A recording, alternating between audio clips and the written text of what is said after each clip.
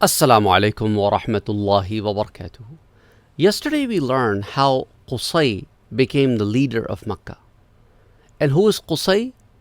I told you the ancestor of Prophet sallallahu alaihi wasallam, as Muhammad, Prophet sallallahu alaihi wasallam, is the son of Abdullah, who is the son of Abdul Muttalib, who is the son of Hashim, who is the son of Abd Manaf, and who is the son of Qusay, who is the son of Kilab. So that's how Prophet sallallahu alaihi wasallam and Qusay are linked. Qusay, whose real name was Zayd, he in his childhood moved to one of the area of Syria called Azra, and that's where he grew up in Banu Qudaa, because after the passing away of his father Kilab, whose name was either Urwa or Hakim, his mother got married to a man by the name of Rabi'a and moved to Azra. And then from there, Qusay, when he grew a little bit older, he moved back to Makkah. I told you all of that detail last time.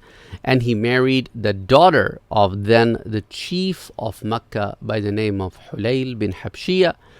And then as Hulayl got older, he asked his daughter to take care of the affairs of Kaaba. And his daughter, being a woman, couldn't participate in all norms and affairs. So the brother, Abu Ghabshan, stepped in. But being incompetent, Qusay took charge from him in exchange of alcohol and musical instrument. That caused a great war to happen in Makkah between Qusay and his allies and Banu Khuza'a and their allies.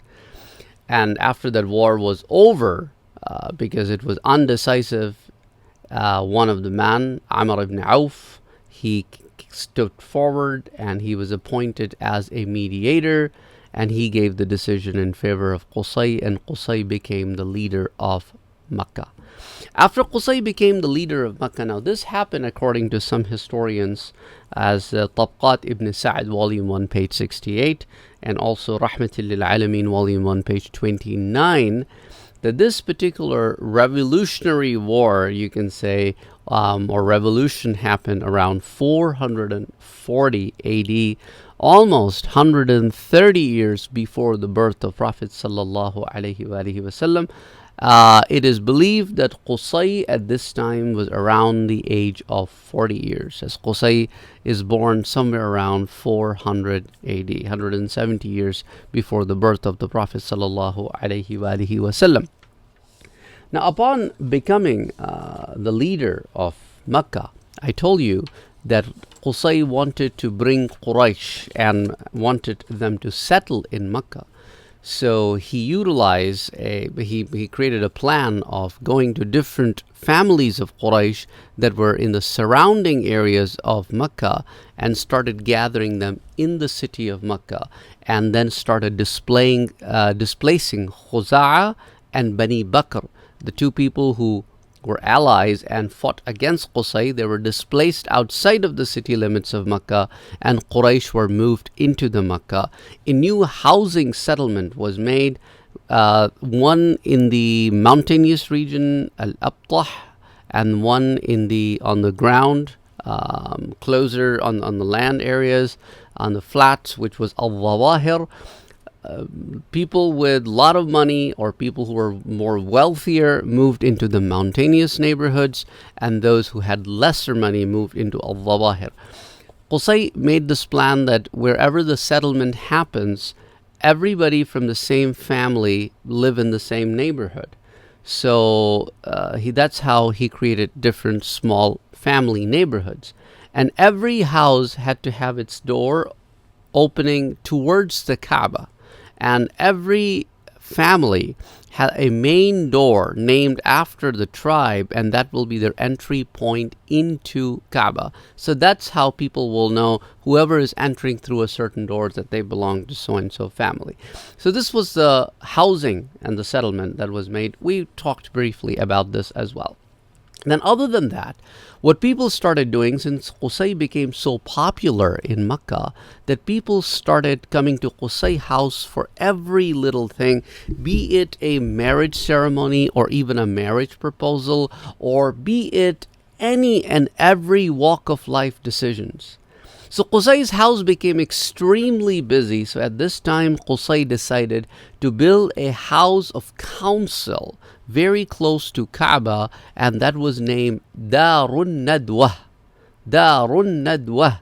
And that's where all the decision making, city planning, meeting the outside delegations, and also all customary and ritual ceremonies started happening in Darun Nadwa.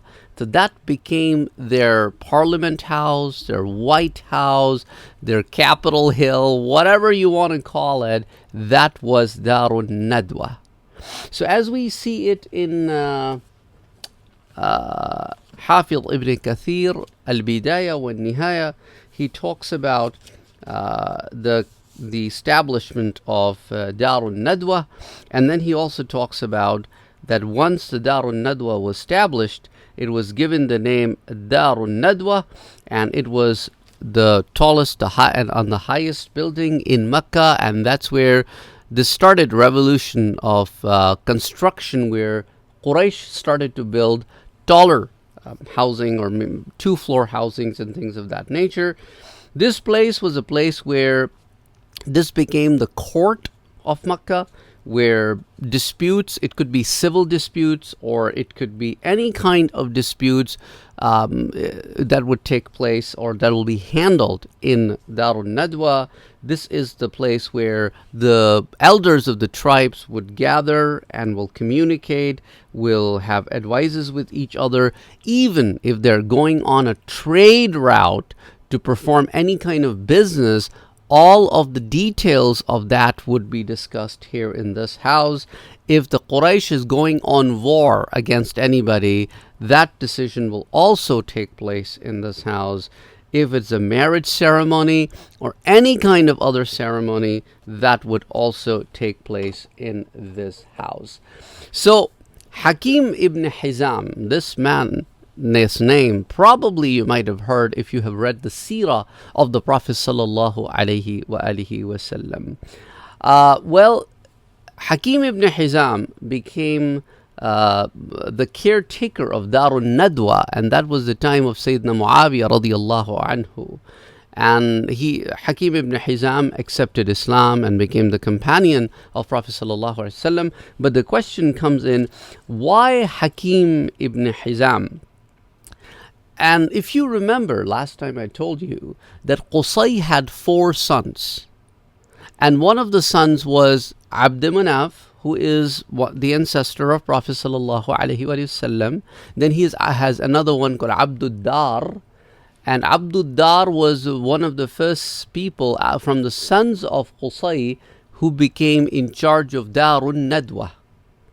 And then we have another son by the name of Abdul Uzza and another son by the name of Abd. And I told you that Prophet sallallahu alaihi wasallam is from the lineage of Abd Manaf, and Prophet Muhammad sallallahu alaihi wasallam's wife Khadija radiyallahu anha is from the descendants of Abdul Uzza. So Prophet Muhammad and Khadija, they both meet on Qusay. One through the son Abd Manaf and one through the son Abdul Uzza.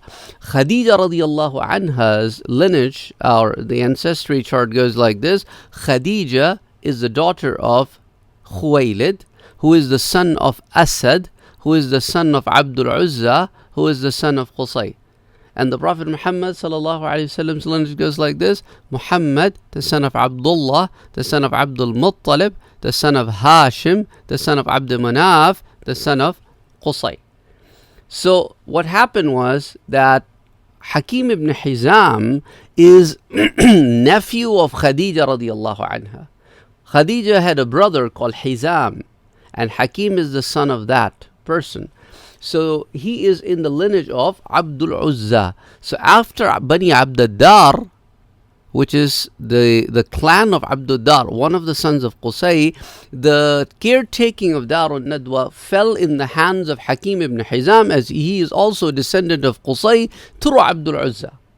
And during the time of Muawiyah radiallahu anhu, he asked Hakim ibn Hizam to sell Darun Nadwa to him. So he sold Darun Nadwa for 100,000 dirham of that time.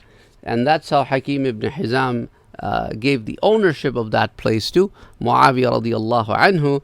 And just wanted to give you that historical perspective, and just so that you understand these relationships when you come to know and hear about these things. And of course, we have talked about briefly about these in the seerah of the Prophet sallallahu alaihi wasallam. And if you're interested, we'll talk more about some of these details.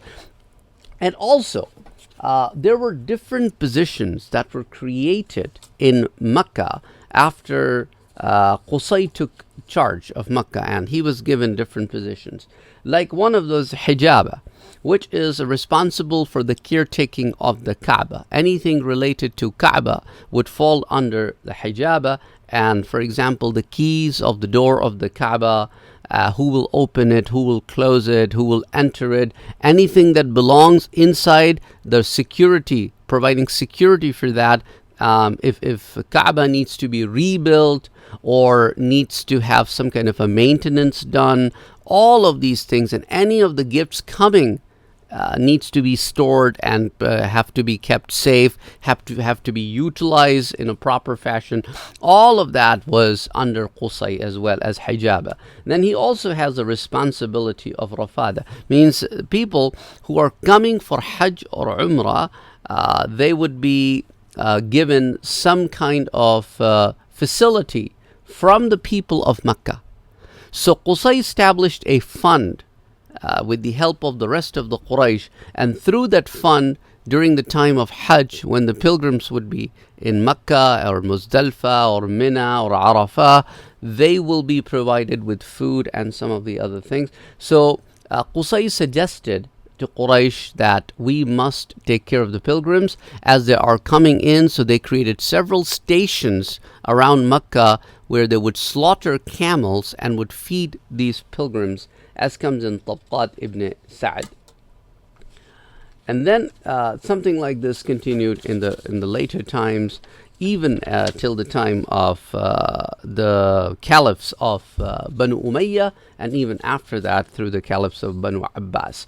And then there was another responsibility of saqaya, which is providing zamzam or water to the pilgrims. So when pilgrims would arrive, there has to be a system in place to take water so that it is available to the Hajjaj, the pilgrims, wherever they are during the Hajj process. So it itself was a big task. That was also under Qusay. So Qusay was responsible for all of these things. And then he was also a caretaker of Darun Nadwa, as he himself created this sort of kind of a parliament house or a house of council. And as you know that all of the people of Quraysh that I told you, the elders would gather over here.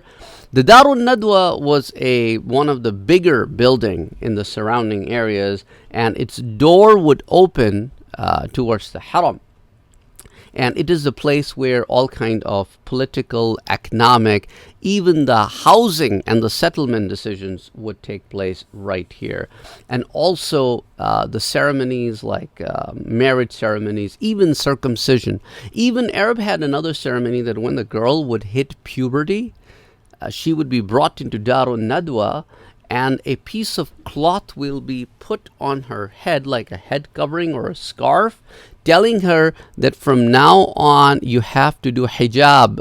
Now think about it. This is pre-Islamic practice, that even the Arabs of that time were modest enough to know that the idea of hijab. Now unfortunately, the times we live in, hijab has sort of kind of become a taboo, and the whole idea of a hijab is modesty. Anyway, so this particular place was used for several of these things. And as I told you, in Rawd al-Anf and also in some of the other books, the Hakim ibn Hizam and Muawiyah radiallahu anhu story comes about selling of the Darun Nadwa. And also the final position that was given to Qusay was al-Liwa, which is that he was the flag bearer. That means he was commanding general of the army of Quraysh in case if Quraysh goes on war. So he had the Liwa, which is the flag of Quraysh. So he started bringing all of these things into Quraysh to gather them under some kind of unity or some kind of principle, making them a nation. That was basically what it is, that making them a nation. And Qusay had 4 sons. We briefly talked about that. Bani Abdul Dar is one of the sons, that Bani Abdul Manaf through the Abdul Manaf, Bani Abdul Dar through Abdul Dar, and Abdul Uzza is another one through Bani Abdul Uzza. And then Qusay, he passed away and he was buried in a place called Hajun in Makkah.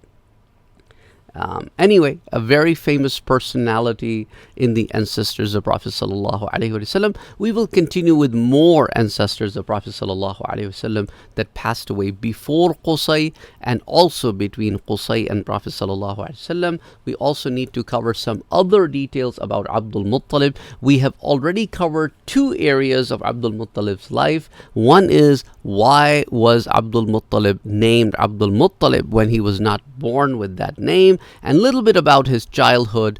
And then we covered about the life of Abdul Muttalib when it comes to digging for Zamzam. We also talked about the life of Abdul Muttalib when it comes to Abraha attacking Makkah. And there are many other aspects of Abdul Muttalib's life which we will cover through other stories. So inshallah, we'll see you next time. Till then, Assalamu alaikum.